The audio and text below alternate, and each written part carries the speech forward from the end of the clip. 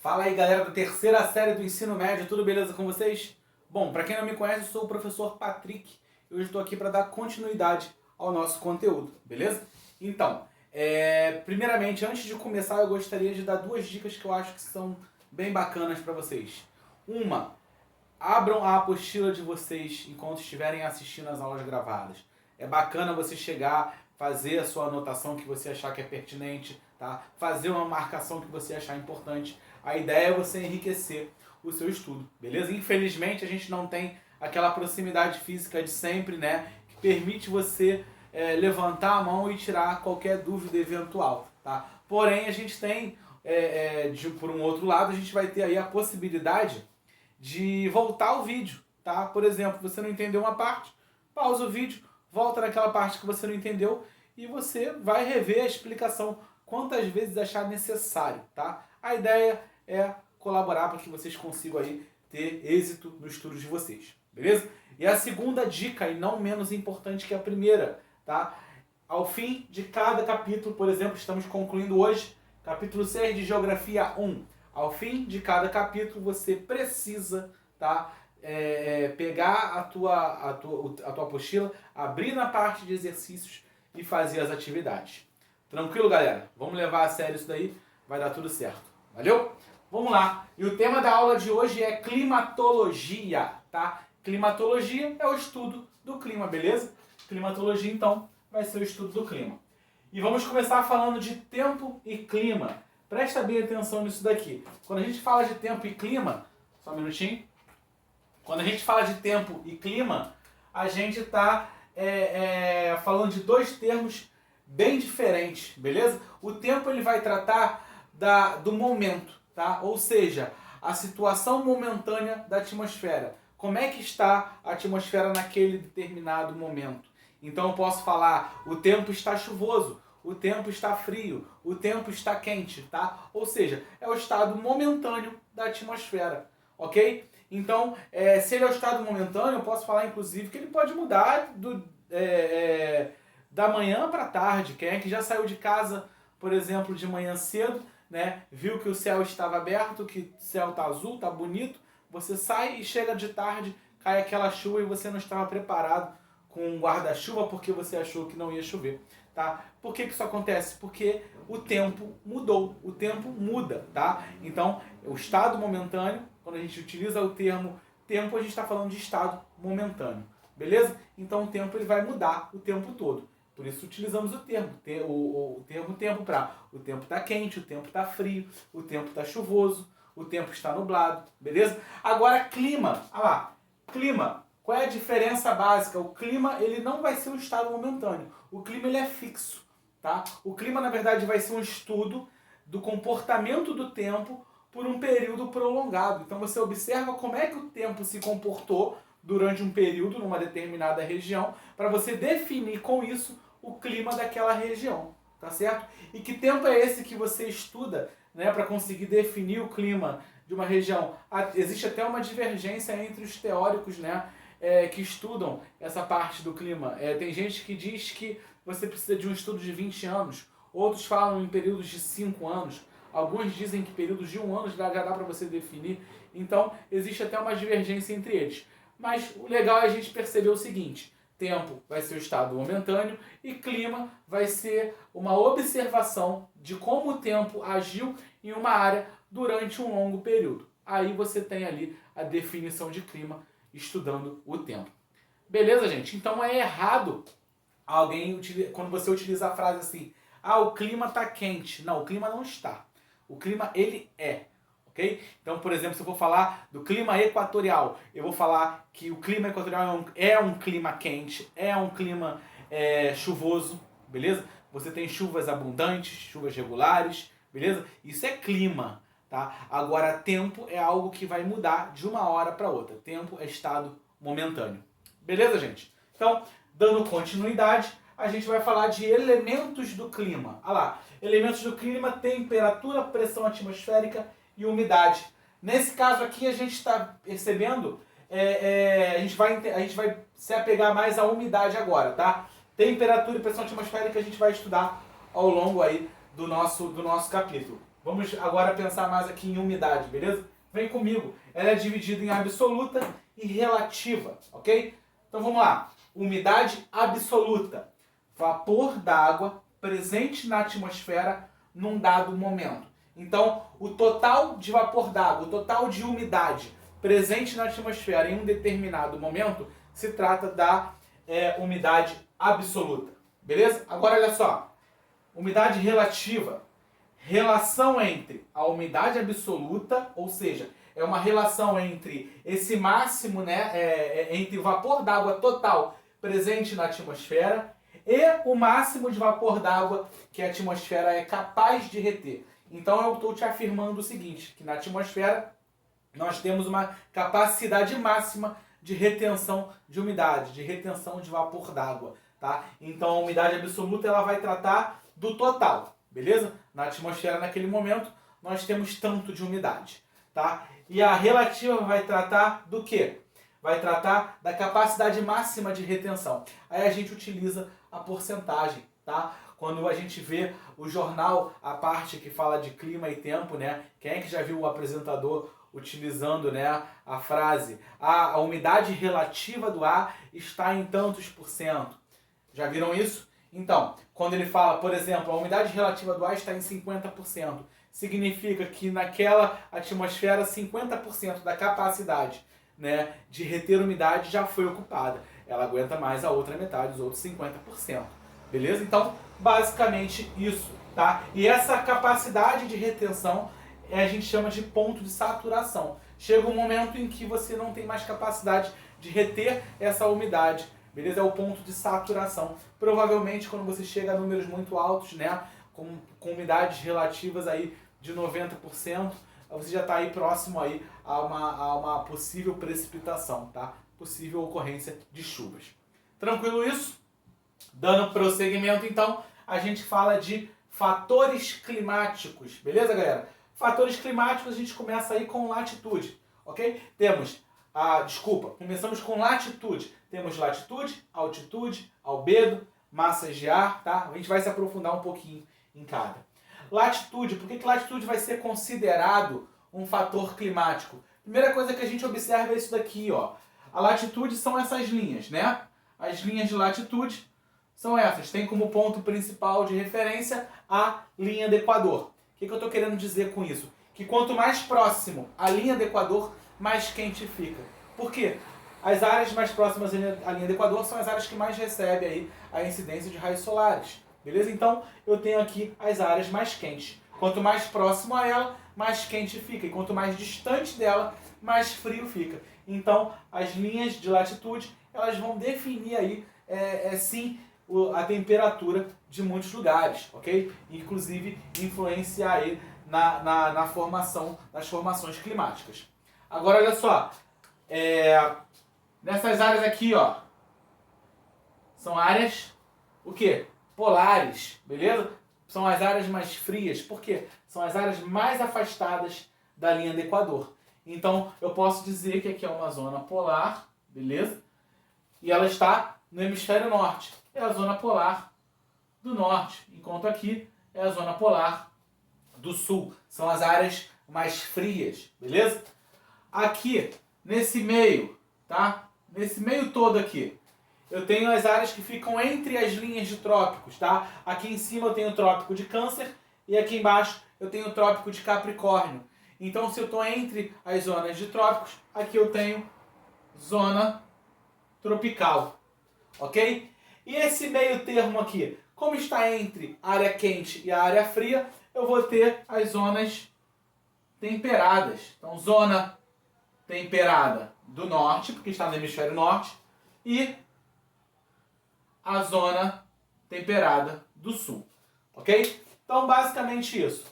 As áreas próximas à linha do Equador, que ficam entre os trópicos, zona tropical. As áreas mais quentes.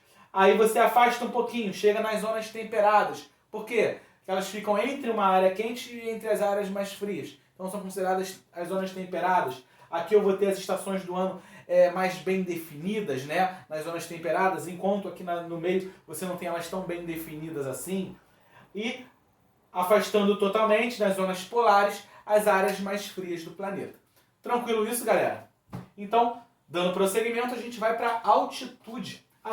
Altitude, eu dei um exemplozinho básico aqui no desenho, tá? Eu estou falando de Santos, São Paulo, Campos do Jordão, todos no mesmo estado, porém apresentando climas diferentes, tá? Então as temperaturas vão variar aqui, sendo que em Santos você vai encontrar as maiores temperaturas, em São Paulo você já vai ter temperaturas mais amenas e Campos do Jordão, temperaturas bem menores. Isso vai acontecer por causa da altitude. Então a gente vai primeiramente perceber esses pontos aqui, ó lá. Atmosfera aquecida indiretamente pelos raios solares.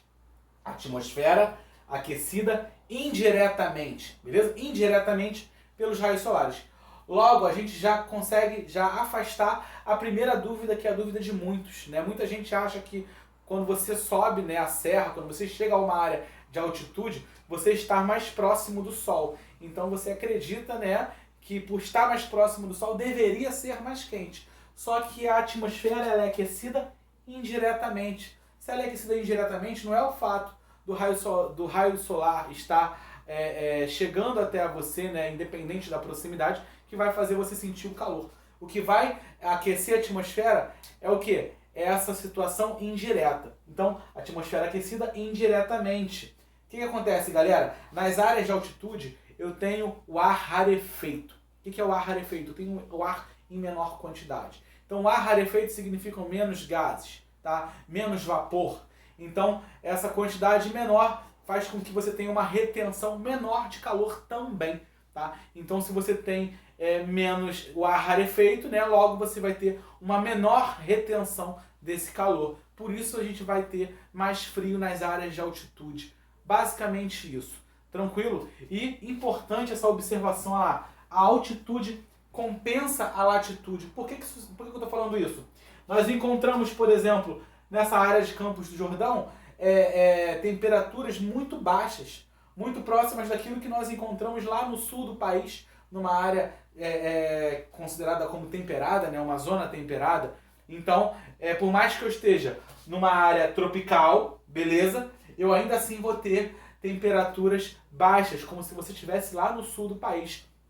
Um exemplo meu mesmo, há uns 2 anos eu fui, no recesso de meio de ano, eu fui para Nova Friburgo, tá? E quando eu chego em Nova Friburgo, primeira noite que eu passei, eu peguei uma temperatura de 0 grau. Então, uma temperatura de 0, né, numa região que é considerada tropical, né, devido à sua latitude, tá? Eu estou numa zona tropical por causa da minha latitude e ainda assim pegar uma temperatura de 0, né, isso significa que eu peguei uma temperatura muito parecida com a qual eu encontraria, né, lá na parte sul do nosso país. Ou seja, por mais que eu esteja numa área tropical, eu peguei uma temperatura muito abaixo do que é o normal dessa zona tropical. Uma temperatura parecida com o que eu encontro lá na zona temperada. Por isso que eu digo que a altitude compensa a latitude. O que ele está querendo dizer aqui? Que apesar de eu estar numa zona tropical, a altitude faz com que eu tenha temperaturas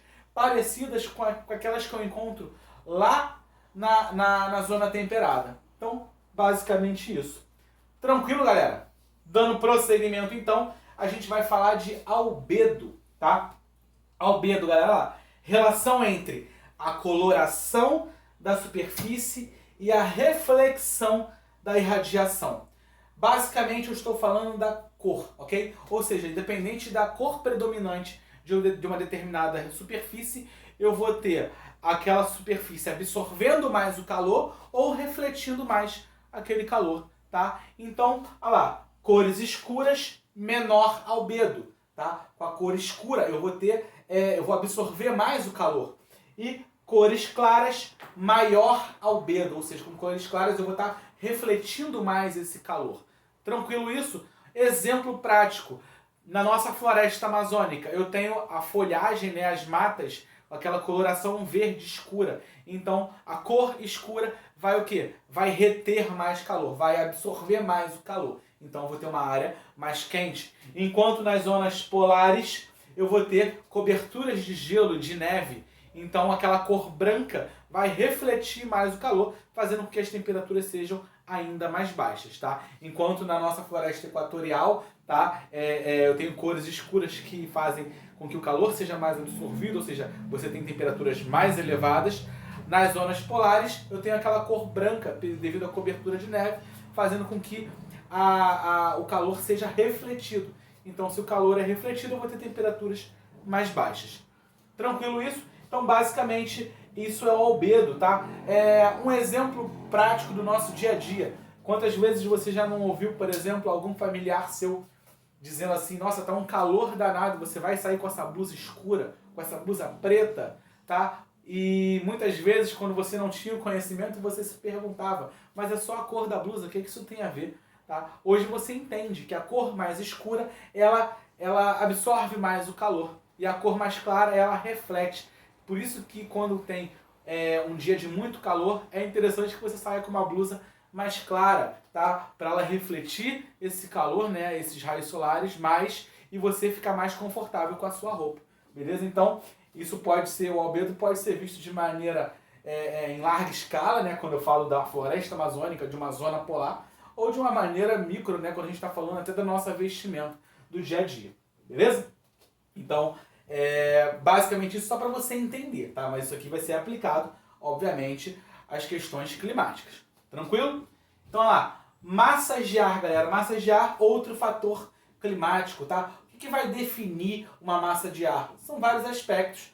Aonde ela se originou, tá? A temperatura dela, ok? A umidade, a pressão atmosférica, assim a gente vai definir, então, a massa de ar, ok? Então, para a gente compreender aqui, as massas de ar que são mais frias, tá? Você vai ter uma área de alta pressão, tá? Alta pressão, então que eu vou ter uma região que é chamada de anticiclonal, ou seja, dispersora de vento. Daqui saem os ventos, beleza? E nas áreas de baixa pressão, eu tenho uma área quente, beleza? Chamada de ciclonal, ou seja, receptora de ventos. Enquanto aqui você dispersa os ventos, aqui você recebe os ventos. As moléculas do ar aqui estão mais juntas, tá? Mais dentro, e aqui nós temos as moléculas do ar mais agitadas, mais espaçadas. Logo, você vai ter essa área aqui recebendo os ventos. As áreas mais quentes recebem as massas de ar mais frias e, consequentemente, também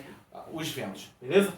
E vendo isso aqui, essas áreas de alta pressão e baixa pressão, de uma maneira menor, né? A gente observa aqui ventos periódicos. Fazendo um link com esses ventos, a gente observa aqui os ventos periódicos. Falando especificamente de brisas marítimas. Olha lá, ventos periódicos, brisas marítimas.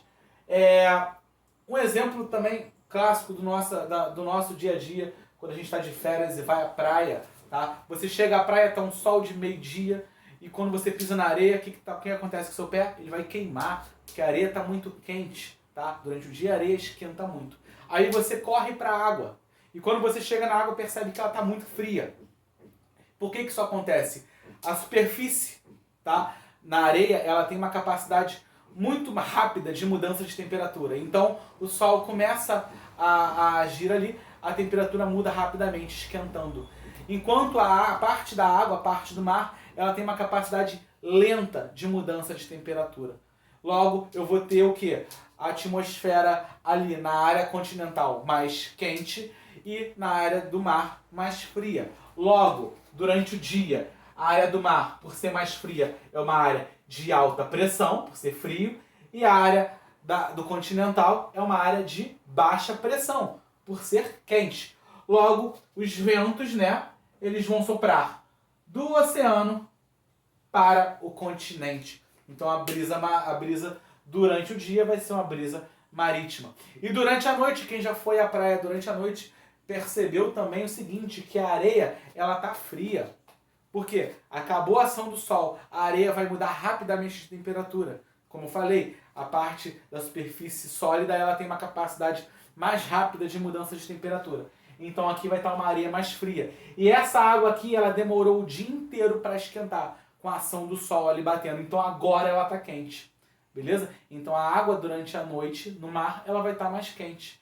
E ela vai demorar a noite inteira de novo para esfriar. Por isso que quando você chega à praia de dia, aquilo ali já está frio. Beleza? Então, se aqui durante a noite o frio está na parte continental e o calor está na parte marítima, aqui eu vou ter então uma brisa continental, saindo de uma área de alta pressão, mais fria, para a área mais quente, de baixa pressão, tá? Que é o caso do oceano durante a noite.